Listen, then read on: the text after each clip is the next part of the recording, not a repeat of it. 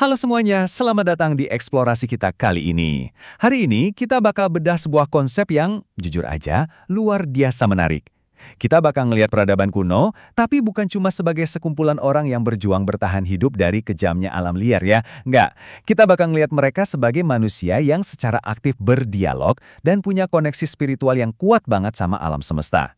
Ini semacam lensa sejarah baru yang, percaya deh, bakal bener-bener ngubah cara pandang kalian. Nah, untuk mulai membedah materi ini, coba deh kita tantang sedikit persepsi kita soal sejarah. Pernah kepikiran nggak? Dengan semua teknologi canggih dan gadget yang kita punya sekarang, apa jangan-jangan nenek moyang kita itu sebetulnya jauh lebih paham soal elemen-elemen bumi dibanding kita hari ini? Coba masuk akal nggak tuh? Buat ngejawab rasa penasaran itu, kita punya satu istilah kunci nih, yang bakal jadi kompas kita hari ini, ekoteologi. Tunggu, jangan keburu ngantuk dulu dengar istilah akademis ini. Ekoteologi ini sebenarnya keren banget. Ini tuh titik temu di mana insting bertahan hidup manusia purba nyampur jadi satu sama keyakinan spiritual mereka buat ngejaga bumi. Jadi buat mereka, alam itu bukan sekedar objek mati yang bisa dikeruk habis-habisan. Alam itu sesuatu yang sakral banget. Jadi, agenda kita kali ini semacam tur kilat keliling dunia lewat kacamata ekoteologi. Kita bakal bahas 6 poin utama. Mulai dari alam sebagai sumber kepercayaan, terus kita terbang ke Nusantara buat ngelihat bintang dan roh alam, mampir ke Sungai Indus, lanjut ke Tiongkok, terus ngerasain cuaca ekstrim di Mesopotamia, dan terakhir, kita bakal narik kesimpulan soal warisan ekoteologi ini buat masa kini. Yuk, langsung aja. Oke, bagian pertama, alam sebagai sumber kepercayaan. Waktu manusia purba mulai berhenti nomaden dan mulai menetap untuk bertani, ketergantungan hidup mereka sama cuaca itu tiba-tiba melahirkan rasa hormat spiritual yang pertama terhadap alam sekitar. Masuk ke bagian kedua, Nusantara, ngomongin soal bintang dan roh alam. Kalau kita geser fokus kita ke kepulauan Nusantara kuno, wah kelihatan banget gimana kosmos itu benar-benar mendikte kehidupan nenek moyang kita.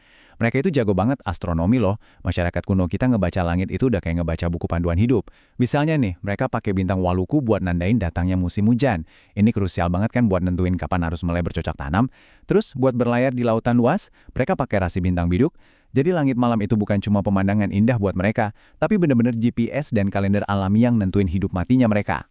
Nah, koneksi fisik yang intens ini pada akhirnya ngelahirin 3 pondasi kepercayaan spiritual yang super kuat terhadap bumi.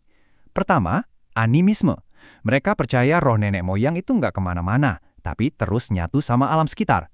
Terus ada dinamisme, semacam keyakinan kalau ada daya dan kekuatan magis di dalam benda-benda sekitar mereka, kayak batu-batu atau pohon besar. Dan ketiga, totemisme, yaitu penghormatan khusus buat hewan-hewan tertentu yang dianggap sakral.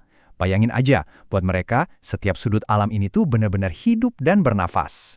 Coba kalian lihat gambar luar biasa yang satu ini. Ini bakal makin memperjelas apa yang lagi kita bahas.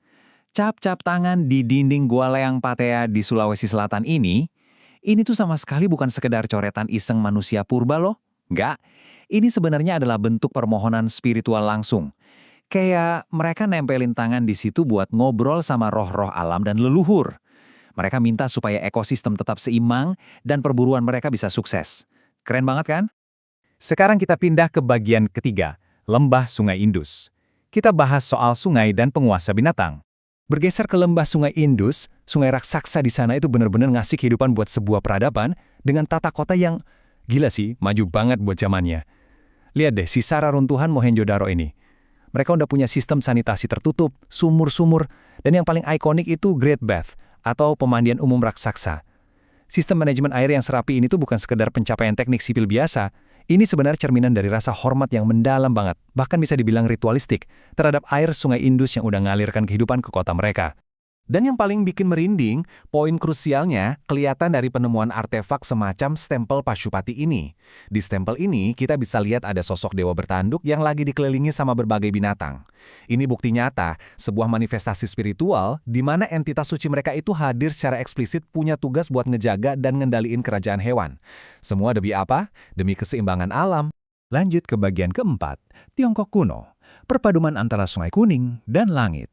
Meskipun lumpur subur dari Sungai Kuning atau Sungai Huangho itu yang secara harfiah ngisi piring makan rakyatnya di darat, tapi coba tebak, pandangan spiritual tertinggi mereka justru ngarah ke atas. Yap, ke langit. Sistem pertanian mereka kan masif banget ya, jadi butuh pemahaman musim yang super akurat lewat ilmu astronomi yang maju. Tapi, lebih dari sekedar sains, mereka percaya kalau semua keteraturan alam ini dikendalikan oleh kekuatan spiritual di atas sana. Jadi, mau itu kesuksesan panen, keseimbangan alam, atau rotasi waktu, semuanya mutlak dianggap bergantung sepenuhnya pada kemurahan Shangti, sang dewa langit. Dialah sumber utama dari segala kehidupan. Masuk ke bagian kelima, Mesopotamia, tempat bernaungnya dewa cuaca dan tanah. Nah, Mesopotamia ini posisinya kejepit di antara sungai Tigris dan Eufrat. Masalahnya, luapan banjir dari dua sungai ini benar-benar sering nggak bisa ditebak. Kondisi lingkungan yang ekstrim ini akhirnya ngebentuk dewa-dewi mereka. Coba deh perhatiin jajaran dewa politeistik mereka. Ada Anu sebagai dewa angin dan langit, lalu Enlil sang dewa pengendali cuaca, dan Damkina sang dewi bumi. Domain mereka yang dicetak tebal ini jelas bukan kebetulan loh.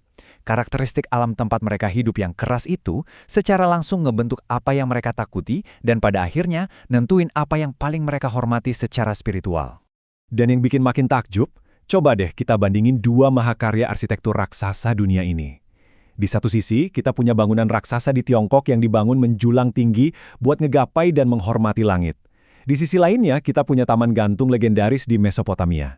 Bayangin, seorang raja sengaja ngebangun dan merekonstruksi lingkungan alam yang rimbun demi nyenengin sang istri tercinta. Luar biasa kan? Tabel yang kita lihat sekarang ini ibarat rangkuman sempurna dari semua obrolan kita sejauh ini. Ini memvalidasi banget konsep ekoteologi melintasi berbagai benua. Secara visual, kelihatan jelas banget kalau setiap peradaban besar, tanpa terkecuali, selalu ngebangun akar eksistensinya di dekat aliran air lokal yang vital. Dan gak cuma itu, mereka langsung nerjemahin ketergantungan itu ke dalam pemujaan dewa alam setempat. Dan akhirnya, kita sampai di bagian ke-6, warisan ekoteologi masa kini.